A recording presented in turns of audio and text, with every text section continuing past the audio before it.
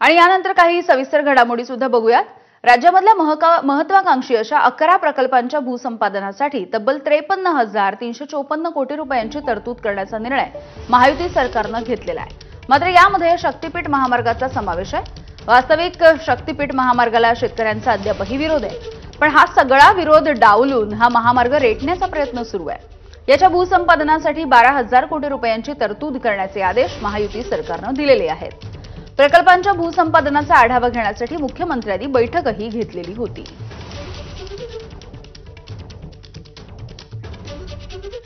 तर एकूण 11 प्रकल्पांच्या भूसंपादनासाठी 53,000 कोटी रुपयांचा निधी देण्यात आलाय आणि यामध्ये नेमकं कोणत्या प्रकल्पांचा समावेश आहे ते सुद्धा जाणून घेऊया।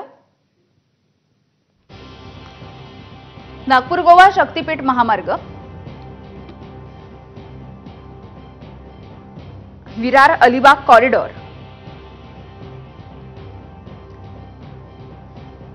जालना नांदेड द्रुतगती महामार्ग,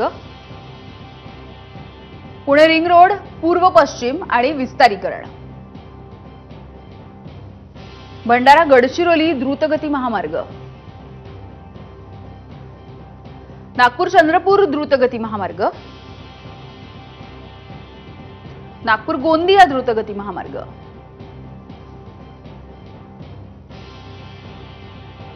नवेगाव सुरजागड मिनरल कॉरिडॉर हा असेल,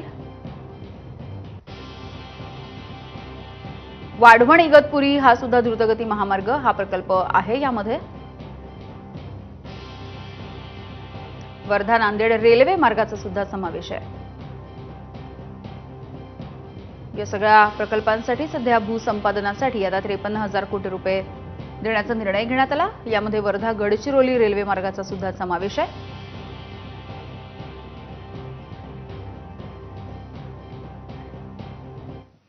आणि यानंतर बुलेटिनमध्ये अगदी छोटासा ब्रेक।